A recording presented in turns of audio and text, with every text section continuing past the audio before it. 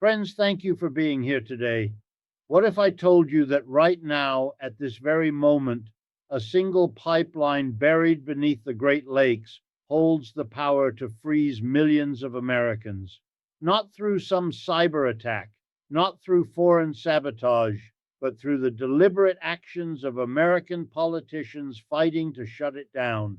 While the nation obsesses over border walls and tariffs, the real battle is happening underground, where a 70-year-old piece of infrastructure has become the focal point of what I call mutually assured economic destruction. Let me hit you with a number that should make your blood run cold: 45%. If the Line 5 pipeline shuts down tomorrow, refineries across Michigan, Ohio, Pennsylvania, and even into Canada would lose 45% of their crude oil supply overnight, not over months, not through a gradual phase out. Overnight.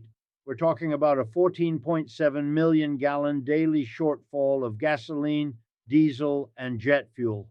To put that in perspective, you would need 2,000 trucks every single day running around the clock just to begin replacing what flows through this single pipeline. And here's the kicker: that rail capacity doesn't exist. The trucks don't exist. The infrastructure to move that volume by any other means simply isn't there. But the scale of this crisis goes deeper. Line 5 supplies 55% of Michigan's statewide propane demand. In the Upper Peninsula, that number jumps to 65%. We're not talking about inconvenience. We're talking about rural communities in Michigan facing a choice between heating their homes and bankruptcy. Detroit Metro Airport would lose 50% of its jet fuel supply. Think about that. One of America's busiest airports suddenly operating at half capacity because a governor decided that environmental optics mattered more than energy reality. This is a structural fault line, friends, not a political disagreement, not a regulatory debate. This is a mathematical endgame where every choice leads to catastrophe and the window to avoid it is closing in real time. Now you might be asking yourself, how did we get here? How did a single pipeline become the pressure point for an entire region's energy security? The answer requires us to go back to the beginning, to understand the genesis of this system before we can comprehend its inevitable collapse. The year was 1953. America was in the midst of the Cold War boom. Manufacturing was king, and the Great Lakes region was the industrial heart of the nation.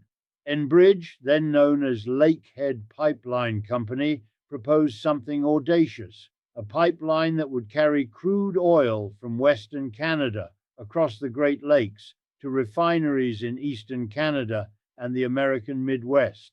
At the Straits of Mackinac, where Lake Michigan meets Lake Huron, the pipeline would split into two 20-inch pipes and rest on the lake bed itself. 4 miles of steel carrying liquid energy beneath some of the most pristine waters in North America. For 70 years, Line 5 operated in obscurity. It was invisible, a background hum in the machinery of modern life.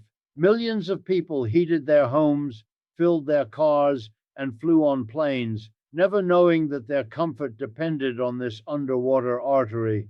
The pipeline became part of the landscape, as permanent and unquestioned as the lakes themselves. But here's what changed. In 2020, Michigan Governor Gretchen Whitmer revoked the 1953 easement that allowed the pipeline to cross state lands. She declared Line 5 a public nuisance and demanded that Enbridge shut it down within 180 days. Her reasoning? Environmental protection, the fear of a potential oil spill in the Great Lakes. The risk, she argued, was too great to tolerate any longer. On the surface, this seems reasonable: protect the environment, guard against disaster. But scratch beneath that surface and you discover something extraordinary. By trying to save Michigan, the governor was inadvertently setting up her state to freeze its own citizens. This wasn't environmental policy. It was a hostage situation where Michigan held the gun, but the barrel was pointed directly at its own infrastructure. Now, let me explain the mechanism at work here because this is where it gets fascinating. Think of Line 5 as a boomerang. Crude oil starts in Western Canada, in Alberta and Saskatchewan. It travels southeast through Wisconsin, enters Michigan, crosses under the Straits of Mackinac, and continues east to Sarnia, Ontario. From there, it supplies refineries across eastern Canada and back into the American Midwest. It's a loop, an energy circulation system that serves both nations simultaneously. But here's the twist that nobody talks about. As that oil moves through Michigan, it drops off the heating fuel, the propane, the refined products that keep Michigan alive through brutal winters. The state is trying to cut the very rope that holds its own safety net. It's trying to sever the artery while still expecting blood to flow to the extremities. The simple logic of shut down the dangerous pipeline doesn't apply when you're dependent on that pipeline for survival. And this leads us to what I call the big secret of the entire system. The media frames this crisis as Canada versus the United States, a trade dispute, a diplomatic tension. But that framing is deliberately misleading. This isn't Canada versus America. This is Michigan versus reality. And here's the proof. The United States federal government is actually backing Canada on this issue. The Department of Justice filed amicus briefs supporting Enbridge. The Army Corps of Engineers continues to permit the pipeline's operations. The Biden administration and now the Trump administration both recognize that shutting down Line 5 would trigger an economic catastrophe that no amount of environmental rhetoric could justify. Even the American government knows that Michigan's position is untenable. The state is fighting alone against its own federal government, against international law, and against mathematical reality. But there's an even deeper layer to this crisis, and it involves a legal weapon that Canada deployed in 2021, a weapon so powerful that it effectively ended any legitimate chance of shutting down the pipeline through normal legal channels. In October 2021, Canada invoked the 1977 Transit Pipelines Treaty. Now, most Americans have never heard of this treaty. It was signed during the Carter administration, a quiet agreement between two friendly nations about the movement of energy resources across their shared border. But buried in that treaty is language that explicitly prohibits any U.S. authority, whether state or federal, from impeding the flow of hydrocarbons in transit. Read that again. Prohibits any U.S. authority from impeding the flow. Michigan isn't just fighting a private company. Michigan is fighting international law. The governor's office is essentially trying to unilaterally violate a treaty ratified by the United States Senate. Canada played the ultimate trump card, and they played it quietly, without fanfare, without threats. They simply reminded everyone that the rules were already written, and those rules say Line 5 cannot be shut down unilaterally by a state government. This is what I mean by structural inevitability. The architecture of this system was built with redundancies, with legal protections, with international agreements designed to prevent exactly this kind of unilateral action. Michigan's legal battle isn't just uphill. It's attempting to climb a vertical wall that international law has erected specifically to keep them out. Now, you might be wondering, why go through this elaborate charade? If the federal government supports the pipeline, if international law protects it, why does Michigan keep fighting? The answer is discipline, political discipline. Governor Whitmer ran on environmental promises. She rallied her base around the image of protecting the Great Lakes. To back down now would be political suicide, so the fight continues. Not because there's any realistic chance of victory, but because the appearance of fighting is more valuable than the reality of losing. But while politicians perform for their constituencies, the real world keeps turning. And in the real world, the pressure is building because Michigan isn't the only front in this war. This leads us to the system's most crucial secret, which we will explore in the next phase. The conflict is spreading, new actors are entering the battlefield, and the convergence of these forces is creating a pressure point that could rupture at any moment with consequences that will ripple far beyond the Great Lakes region. What you need to understand, friends, is that we are watching a slow motion collision between three unstoppable forces: environmental populism, energy reality, and international law. Each one is powerful on its own. Combined, they create what engineers call a critical failure point. The structure is cracking, the foundation is shifting, and very soon something is going to give. Stay with me, because what comes next will show you exactly how this crisis is already metastasizing beyond anyone's control, and why the decisions made in the coming months will determine whether millions of Americans face a winter they'll never forget. We left off discussing the treaty trap, the legal fortress that Canada erected around Line 5. But here's where the story accelerates, where the abstract becomes concrete, where the threat stops being theoretical and starts manifesting in the real world. January 20th, 2025. President Trump returns to the Oval Office and within hours signs Executive Order 14,156, declaring a national energy emergency. Now, the mainstream media barely covered this, a few paragraphs buried in the back pages. But friends, this executive order changed everything. It mandated expedited permitting for what it called critical energy infrastructure, and it specifically targeted the Line 5 tunnel project. Let me explain what just happened. The federal government didn't just take a position, it didn't just file another brief, it seized control. Trump's executive order effectively federalized the entire Line 5 dispute, overriding Michigan's state authority and declaring that national energy security trumps local environmental concerns. This is a constitutional crisis dressed up as an energy policy. This is the federal government telling a state, your sovereignty ends where our heating fuel begins. And Governor Whitmer, she's trapped. If she backs down, she betrays her environmental base and admits that her 3-year legal crusade was political theater. If she doubles down, she's now fighting the President of the United States, international law, and the mathematical reality that her state needs this pipeline to survive. There is no winning move, only different flavors of defeat.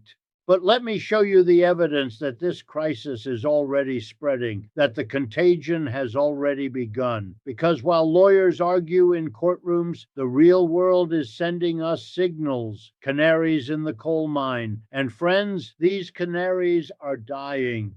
Canary number one, the Sarnia Panic. Sarnia, Ontario sits at the eastern terminus of Line 5. It's home to Canada's largest petrochemical complex. Thousands of jobs, billions in economic activity. In February 2025, the mayor of Sarnia went public with a stark warning. If the U.S. trade war escalates, if Michigan succeeds in shutting down Line 5, Sarnia's entire industrial base collapses, not suffers, not adjusts, collapses. The refineries that depend on Line 5's crude supply would shut down. The workers would be laid off. An entire city's economy would evaporate because American politicians decided that optics mattered more than reality. Now, here's what makes this fascinating. Canada doesn't need to impose sanctions on the United States. They don't need to threaten tariffs or trade restrictions. All they have to do is let Michigan succeed. If Michigan shuts down Line 5, the economic devastation falls on both sides of the border simultaneously. It's mutually assured destruction. except one side is pulling the trigger on themselves while calling it victory. Canary number 2, the Bad River Front. It's not just Michigan fighting this pipeline. The Bad River Band of Lake Superior, Chippewa in Wisconsin filed a separate lawsuit demanding that Enbridge remove Line 5 from their reservation lands. The tribe argues that the 1966 easement allowing the pipeline has expired and that continued operation violates their sovereignty. The case is working through federal courts right now, and here's the danger. If the tribe wins, Line 5 doesn't need Michigan to shut it down. One federal judge in Wisconsin could sever the pipeline, achieving through tribal sovereignty what Michigan couldn't accomplish through environmental regulation. Enbridge is being attacked on 2 fronts simultaneously. Michigan from the east, Wisconsin from the west. And in the middle, 4 miles of pipeline sitting on the bottom of the Straits of Mackinac, the single most controversial piece of infrastructure in North America. Canary number 3, the propane panic. In early 2025, propane prices across the Midwest started behaving strangely. Not the normal seasonal fluctuations, something else, a risk premium. Traders were pricing in the possibility of a Line 5 shutdown. Think about what that means. The financial markets, the people who bet billions on energy futures, are already treating the shutdown as a realistic scenario. They're hedging, they're preparing, they're building the cost of catastrophe into today's prices. Rural Michigan is already paying more to heat their homes because of the uncertainty, not because Line 5 has shut down, because it might. The economic damage isn't waiting for the legal battle to conclude. It's happening now in real time as the threat alone distorts markets and drives up costs. And this brings me to what I call the encirclement, the no escape scenario, because I know what you're thinking. Surely there are alternatives. Surely we can replace one pipeline. Friends, that's exactly the kind of thinking that gets people killed in a crisis. Let me systematically dismantle that hope. Can you replace Line 5 with trucks? No. You'd need 2,000 trucks per day, every day, operating perfectly, forever. That fleet doesn't exist. The drivers don't exist. The roads couldn't handle the traffic. One ice storm, one accident, one logistical hiccup, and the supply chain collapses. Can you replace it with rail? No. The rail capacity in the region is already maximized. There are no spare rail cars, no unused track time, no surplus loading facilities. Rail is at capacity, serving the supply chains that already depend on it. Can you build a new pipeline? Not in time. Pipeline construction takes years of permitting, environmental review, land acquisition, and actual building. Line 5 carries 540,000 barrels per day. You can't replace that overnight. You can't replace it in a year. By the time you could build an alternative, millions of people would have already suffered through winters without adequate heating fuel. Can you just import more from other sources? From where? The Midwest refineries are configured for Canadian crude. You can't just swap in different oil types without massive retrofitting. The chemistry doesn't work, the economics don't work, the logistics don't work. Every escape route is blocked. Every alternative crumbles under scrutiny. This is what I mean by encirclement. Michigan has maneuvered itself into a position where every choice leads to catastrophe, and the only way out requires admitting that the entire crusade was misguided from the start. But there is one solution on the table, one escape hatch, and it's called the Great Lakes Tunnel Project. Enbridge has proposed spending $500 million to build a concrete tunnel beneath the Straits of Mackinac. Not a pipeline sitting on the lake bed, a tunnel drilled through bedrock 100 feet below the lake floor, with the pipeline housed inside a concrete and steel bunker that would be virtually indestructible. Zero risk of anchor strikes, zero risk of spills into the lakes. The pipeline would be as safe as physically possible, more protected than almost any infrastructure in America. This is the compromise. This is the way to thread the needle between environmental protection and energy security.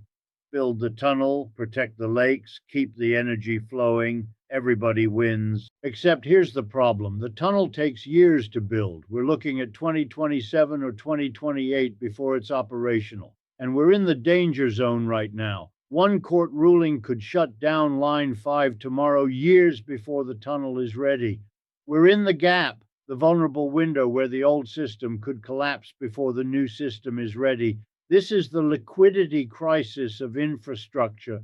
The pipeline is the liquidity. It's the flow that keeps everything moving. And just like in financial markets, when liquidity disappears, things don't adjust gradually. They snap, they collapse, they crater in ways that seem impossible until they happen.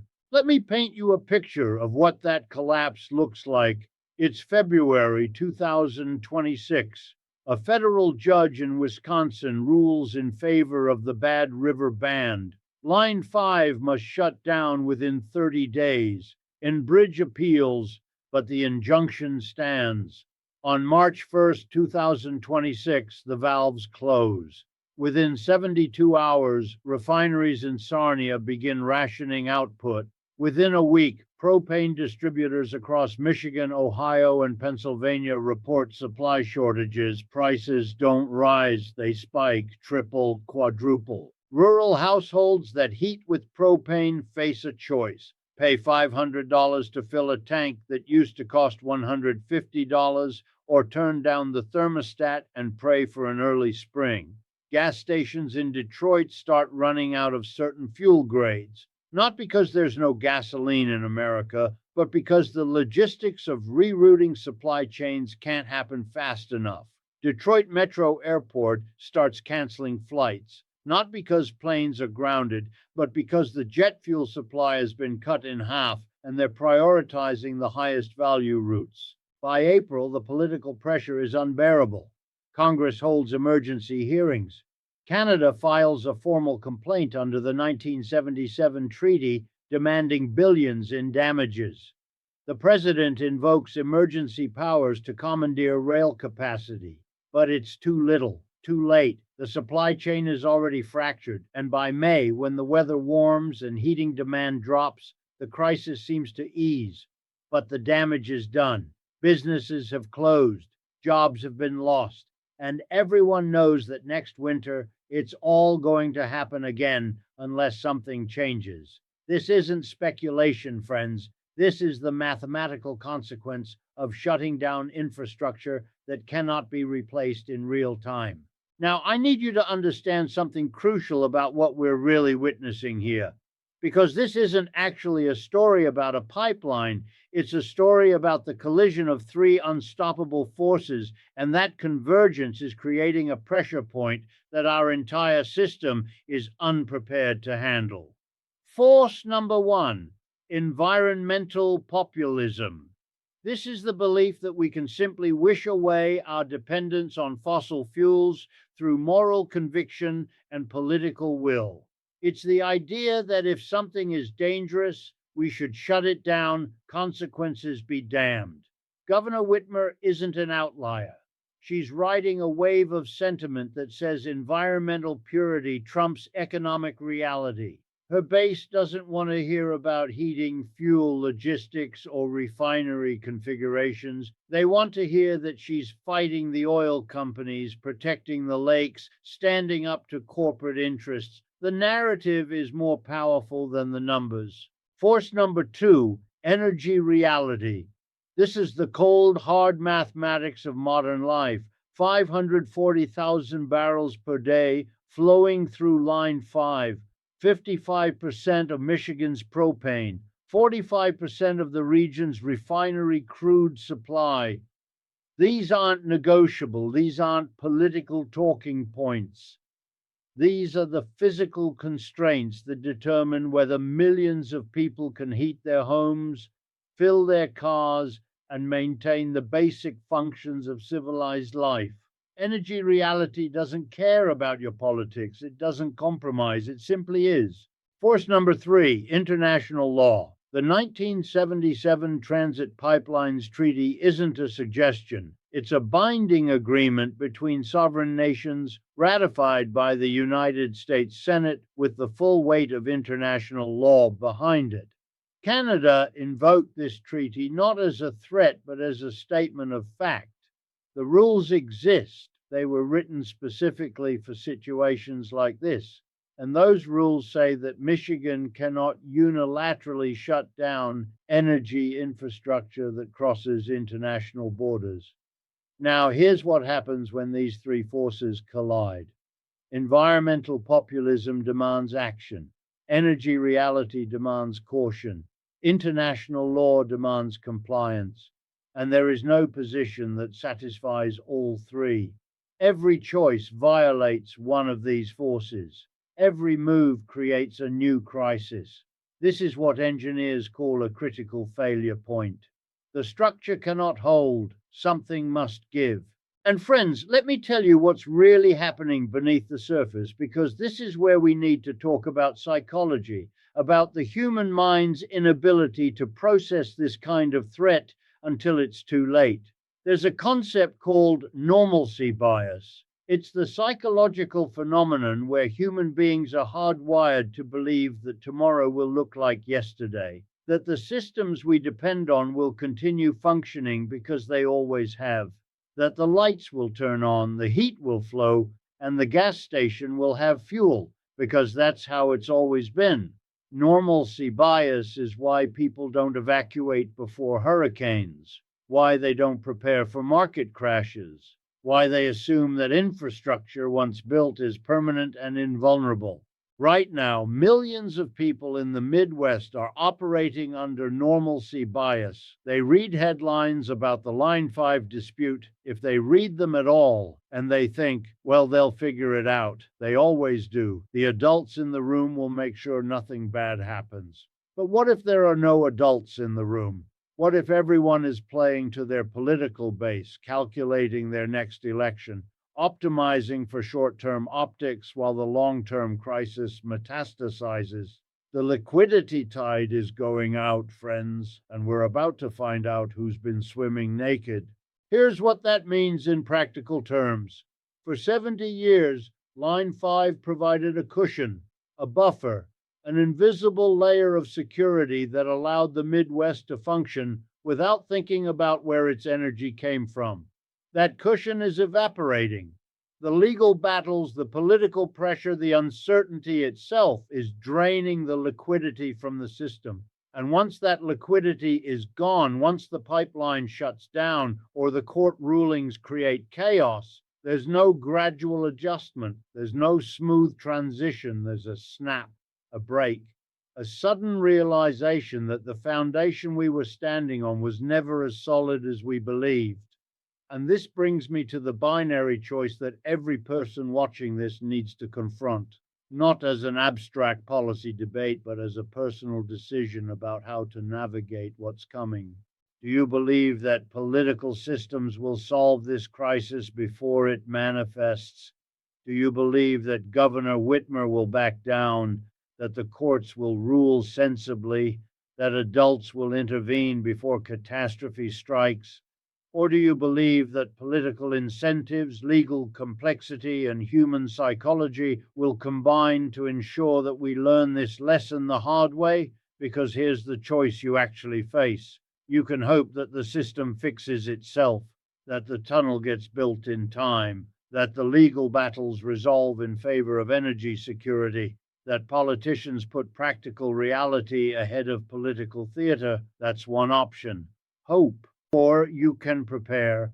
You can recognize that we are in the danger zone right now, that the window between the potential collapse of the old system and the completion of the new system is measured in years, and that anything could happen in that window.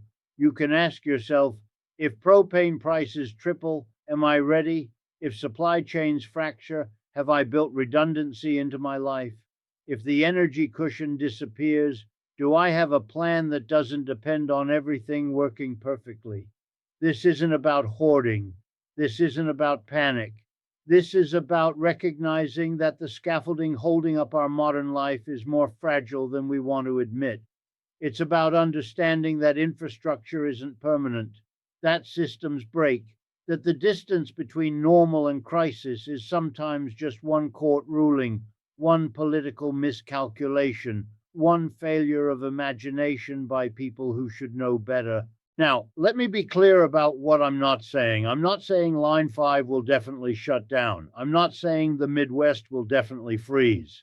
What I'm saying is that the risk is real, the stakes are enormous, and the mechanisms to prevent catastrophe are weaker than anyone wants to acknowledge. The probability might be low, but the consequence is so severe that even a small probability demands preparation. Think of it this way.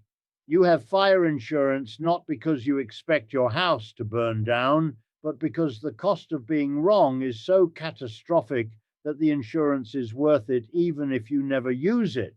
This is the same logic. The cost of preparing for an energy crisis is manageable. The cost of being unprepared when that crisis hits is devastating. So, what does preparation look like? It means understanding your energy dependencies. If you heat with propane, do you have a backup plan? Can you source from multiple suppliers? Have you considered alternative heating methods? If you depend on gasoline for your commute, have you thought about what happens if prices spike or supply becomes intermittent? These aren't doomsday scenarios. These are practical questions about redundancy and resilience. It means staying informed about the Line 5 situation, not passively scrolling past headlines, but actively tracking the court cases, the political developments, the construction timeline for the tunnel, because the crisis won't announce itself with sirens. It will emerge gradually through supply disruptions and price increases that seem temporary until they're not. And it means recognizing that this pipeline dispute is a microcosm of a much larger fragility. Line 5 isn't unique. Every region has infrastructure choke points. Every supply chain has vulnerabilities. Every system has dependencies that nobody thinks about until they break. The lesson here isn't just about one pipeline in Michigan. It's about the illusion of permanence in a world built on complex, interdependent systems that can fracture faster than we can respond. Friends, we are living in the gap, the dangerous window between the old infrastructure reaching the end of its political viability and the new infrastructure being ready to replace it. This gap is where crises happen, where the unexpected becomes inevitable, where normalcy bias meets mathematical reality and people wake up to discover that tomorrow doesn't look like yesterday after all. The Great Lakes Tunnel is the solution. $500 million and 3 years of construction to create infrastructure that protects both the environment and energy security. It's the compromise that should have been pursued from the beginning, but we're not at the beginning anymore. We're in the middle, where the old system is under legal assault and the new system is still years away. And in that middle space, anything can happen. History favors the prepared, not the paranoid, not the panic-stricken, the prepared, the people who look at complex systems and ask, what happens when this breaks? The people who understand that resilience isn't about predicting the future, but about building capacity to handle the unexpected. The window for preparation isn't closed, but it's closing. Every court filing, every political statement, every month that passes without the tunnel project reaching completion is another tick of the clock. The convergence is happening. Environmental populism, energy reality, and international law are on a collision course. And when they collide, the economic shockwave will ripple through millions of lives. You can't control what Governor Whitmer decides. You can't control what federal judges rule. You can't control whether politicians choose practical reality over political theater, but you can control how you respond. You can choose to take this threat seriously while everyone else is operating under normalcy bias. You can build resilience while the systems around you remain fragile. This isn't a conspiracy. This is stated reality. The facts are public. The risks are documented. The mathematics are undeniable. Michigan is trying to shut down a pipeline that supplies its own heating fuel. Canada has invoked a treaty that prohibits that shutdown. The federal government is caught between state sovereignty and national security. And in the middle of all this, a tunnel is being built that won't be ready for years. Something is going to give, friends. The only question is whether you'll be ready when it does. The scaffolding is cracking, the foundation is shifting, and the distance between today's normal and tomorrow's crisis is shorter than anyone wants to admit. History favors the prepared, and the window for preparation is closing in real time.